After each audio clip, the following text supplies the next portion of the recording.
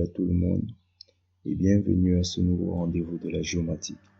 Je suis Steve et aujourd'hui, dans le cadre de notre module numéro 12, nous abordons la notion de télédétection.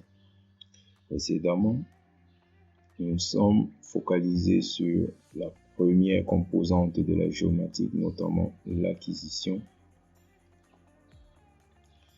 Et nous avons abordé le principe de fonctionnement du système GPS, qui est une technique primaire d'acquisition de données vectorielles.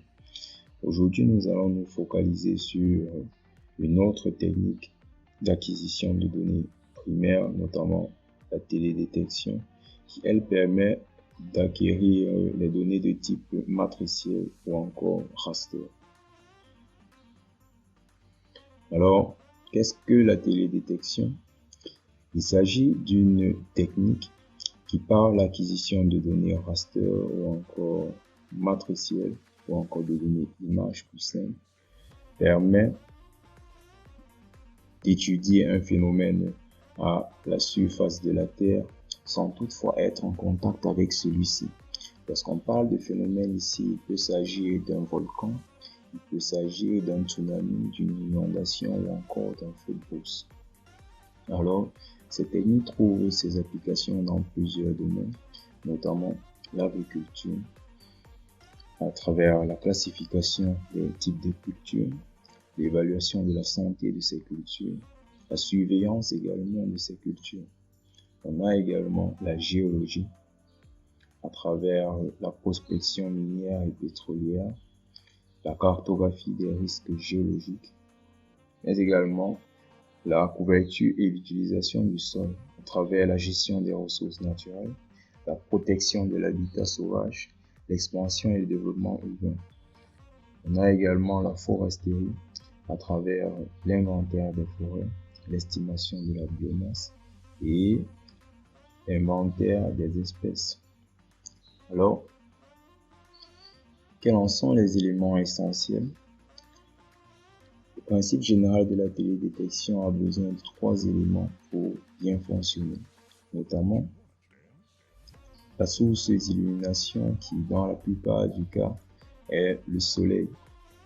On a également besoin d'une cible à étudier qui peut être soit le sol ou encore la végétation ou encore l'hydrographie ou encore l'étalement urbain. Dernier élément désigne un capteur qui est encore appelé vecteur ou encore satellite, mais certaines personnes ont du mal à percevoir la nuance qui existe entre capteur et satellite. Pourtant, au sens strict, un satellite désigne un véhicule spatial en orbite autour d'un objet dans lequel on a embarqué plusieurs instruments, notamment un capteur, des ordinateurs, une horloge atomique et bien d'autres. Alors, vous entendrez souvent parler de Landsat 8 qui est un satellite avec son capteur qui est appelé OLI. Également, vous entendrez souvent parler de Sentinel-2 avec son capteur MSI pour Multispectral Imagery. Et dans les deux cas, vous voyez, le véhicule n'a pas vraiment son importance car pour la plupart, il est commun. Donc, un capteur ou bien un satellite sera toujours caractérisé par son capteur. C'est ce qui amène les gens pour la plupart du temps à confondre ou bien à appeler satellite ou encore capteur. Mais il s'agit au sens d'un sens large en fait. Donc, au sens spécifique, il faut savoir qu'il y a une différence entre un capteur et un satellite. Alors, passons tout à présent au principe de la télédétection. Comment cette technique fonctionne-t-elle? Alors, il faut savoir que le principe de télédétection se fait en 7 étapes.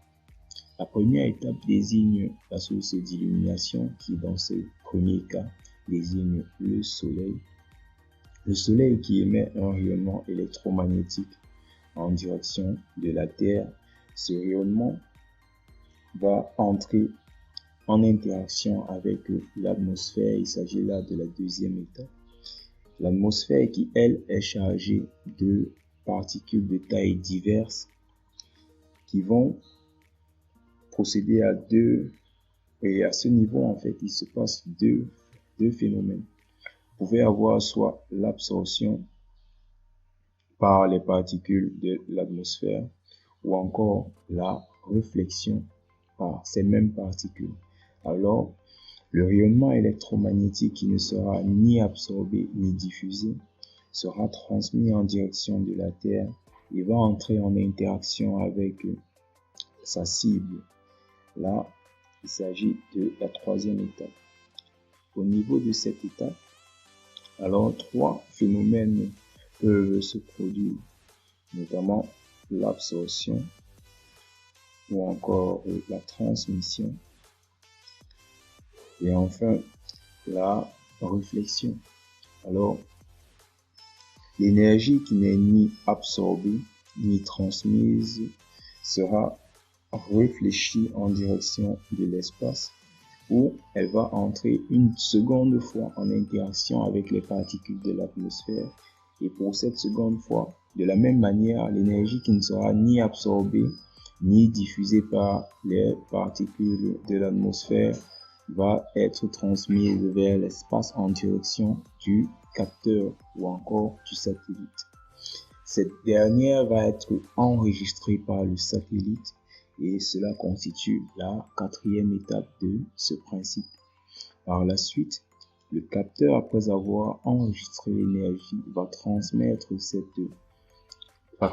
en fait l'information en direction de la Terre, soit directement, soit de manière indirecte à travers un satellite de communication.